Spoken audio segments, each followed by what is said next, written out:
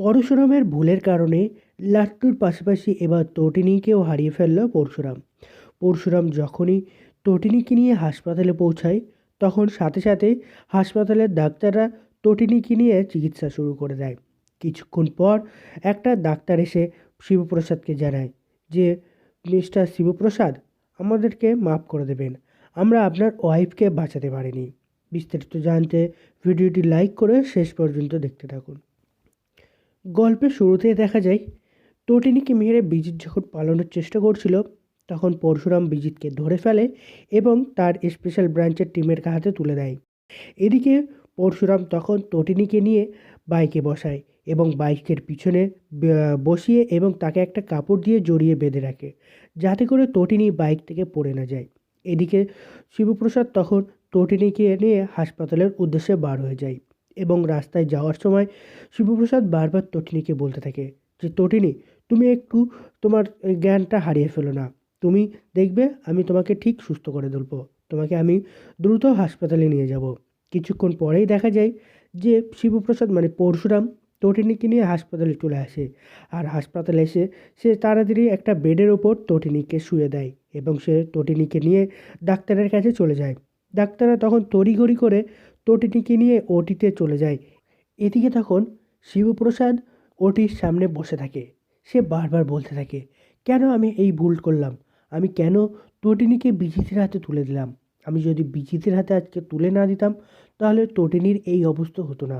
তটিনীর এই অবস্থার জন্য দায়ী আমিই দায়ী। এই সব কিছু হচ্ছে আমার জন্য। আমি এবার আমার লাট্টুকে যদি ফিরে পাই আর তটিনীকে ফিরে পাই, তাহলে আমি আর এই চাকরি আমি ছেড়ে দেবো। আমি আর এই স্পেশাল ব্রাঞ্চের চাকরি করব না। এর জন্যই আমার পরিবারের উপর যত বাধা বিপদ আসছে।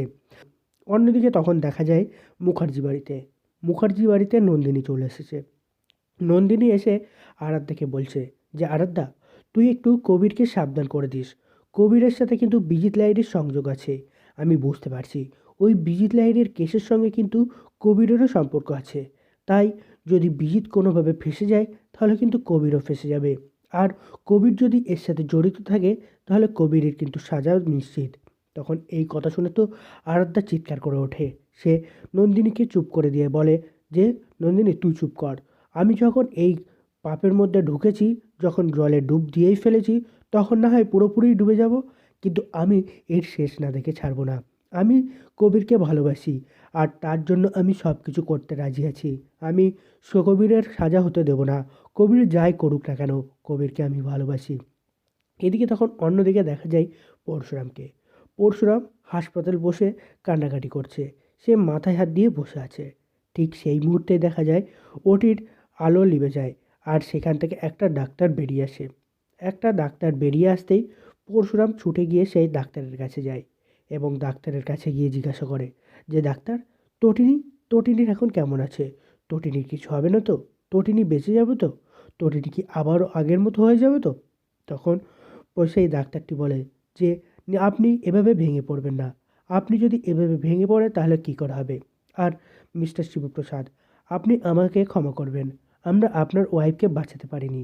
আর মনে হচ্ছে যেন উনি নিজে থেকেই ওনার প্রাণ হারিয়ে ফেলেছেন। কারণ ওনার কোনো যেন প্রাণ বাঁচানোর কোনো আঁকড়ানোর চেষ্টাই নেই। উনি মনে হচ্ছে যে ভেতর থেকে ভেঙে পড়েছেন। নিশ্চয়ই উনি কষ্টের মধ্যে ছিলেন। তাই তিনি বেঁচে থাকার আশাই ছেড়ে দিয়েছেন। তাই আমরা ওনাকে বেঁচে ফিরিয়ে আনার চেষ্টা করেও তাকে ফিরিয়ে আনতে পারিনি। এই কথা শুনতেই তো পরশুরাম চিৎকার করে ওঠে এবং সে ডাক্তারের জামার কলার ধরে বলে যে, ডাক্তারবাবু, না, এটা হতেই পারে না। তটিনী এভাবে আমাকে ছেড়ে চলে যেতে পারে না। তটিনী কখনোই এভাবে একা আমাদেরকে ফেলে চলে যেতে পারে না। নিশ্চয়ই আপনি ভুল করছেন। আপনি হয়তো তটিনীকে ভালো করে চিকিৎসা করতে পারেননি। তাই হয়তো আপনি এই কথা বলছেন। এই বলে শিবপ্রসাদ তখন সাথে সাথে দৌড়ে ওটির মধ্যে চলে যায় এবং তটিনীর কাছে বসে পড়ে। তটিনীকে জড়িয়ে ধরে কান্না করতে থাকে এবং সে বারবার বলতে থাকে, তটিনী, তটিনী, কেন কেন তুমি আমাকে ছেড়ে চলে যাচ্ছ? কেন কেন তুমি বাঁচতে চাইছো না? তোমার তো 2 সন্তান আছে, লাট্টু আছে। দেখো, তোমাকে তোমার কাছে লাট্টুকে ফিরিয়ে দেওয়ার জন্যই তো আমি এত বড় একটা রিস্ক নিলাম, এত বড় একটা বাজি ধরলাম যে আমি তোমাকেও হারাবো না আর লাট্টুকে ফিরে পাবো। তার জন্যই তো আমি এই কাজটা করতে বাধ্য হলাম। কারণ দেখো, আমি তো চাই যে আমরা আমার লাট্টুকে ফিরে পাই। আর লাট্টুকে ফিরে পাওয়ার জন্য তো আর কোনো উপায় ছিল না।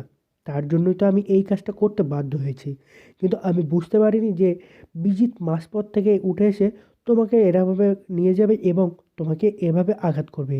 আমি এটা বুঝতে পারিনি। যদি আগে থেকে বুঝতে পারতাম তাহলে আমি এভাবে তোমাকে এই বিপদের মুখে ফেলতাম না। অন্যদিকে ঠিক সেই মুহূর্তে দেখা যায় মুখার্জি বাড়িতে। মুখার্জি বাড়িতে নন্দিনী যখন আরাধ্যার সাথে কথা বলছিল তখনই নন্দিনীর ফোনটা বেজে ওঠে।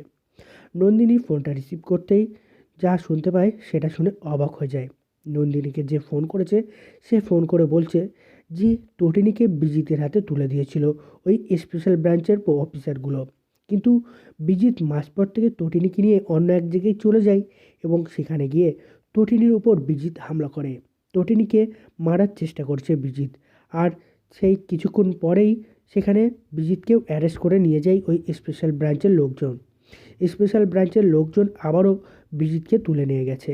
তারা নাকি দাবি করছে যতক্ষণ না তারা লাট্টুকে পাবে না ততক্ষণ বিজিতকে ছেড়ে দেবে না, তাকে উঠতে দেবে না, এই দেশ ছেড়ে যেতে দেবে না। তখন এই কথা শুনতেই তো অবাক হয়ে যায় আর নন্দিনীর হাত থেকে ফোনটা পড়ে যায়।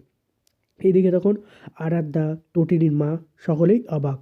তখন তটিনীর মা নন্দিনীর কাছে আসে। নন্দিনীর কাছে এসে জিজ্ঞাসা করে যে নন্দিনী কী হলো, কী হলো, কে ফোন করেছিল, আর তুই কেন এইভাবে হতভম্ব হয়ে দাঁড়িয়ে আছিস, কেন আছিস বল, কি হয়েছে, কোনো কি ঘটনা ঘটেছে, কোনো কি দুর্ঘটনা ঘটলো নাকি? তখন নন্দিনী কাঁদতে কাঁদতে বলে যে তটিনীকে বিজিত মেরে ফেলেছে। বিজিত নাকি তটিনীকে মেরে ফেলেছে, তাকে শেষ করে দিয়েছে। ওই স্পেশাল ব্রাঞ্চের লোকজন তাদেরকে তটিনীকে নাকি বিজিতের হাতে তুলে দিয়েছিল। এই কথা শুনে তো তটিনীর মার মাথায় আকাশ ভেঙে পড়ে।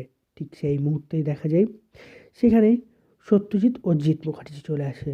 জিৎ মুখার্জি এসে বলে যে তটিনীকে হাসপাতালে ভর্তি করা হয়েছে। ওই শিবপ্রসাদ তটিনীকে নিয়ে হাসপাতালে এসেছে। আর এই কথা শুনতেই তো নন্দিনী এক মুহূর্তের জন্য সময় নষ্ট না করে সে সোজা চলে যায় সেই হাসপাতালে যেখানে পরশুরাম তটিনীকে ভর্তি করেছে। আর এদিকে যখনই নন্দিনী হাসপাতালে পৌঁছায় তখনই দেখতে পাই যে তটিনীর বেডের পাশে বসে পরশুরাম চিৎকার করে কান্নাকাটি করছে এবং সে বারবার বলছে যে তটিনী তুমি এভাবে আমাকে ছেড়ে চলে যেতে পারো না, তুমি এভাবে আমাকে একা করে যেতে পারো না। আর এদিকে তখন বাইরে দাঁড়িয়ে নন্দিনীও বুঝতে পারছে যে তটিনী আর তাদের মধ্যে নেই, তটিনী হয়তো মারা গেছে। তার জন্যই তটিনীর পাশে বসে এভাবে শিবপ্রসাদ কান্নাকাটি করছে।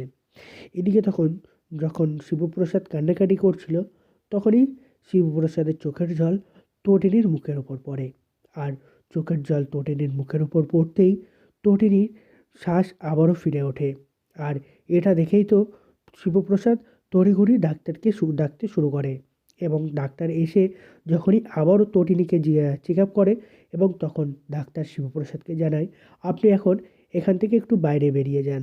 উনি আবারও আমাদের সাথে রেসপন্স করছে, উনি এবার ডেঞ্জারের জোন থেকে বাইরে বেরিয়ে এসেছে।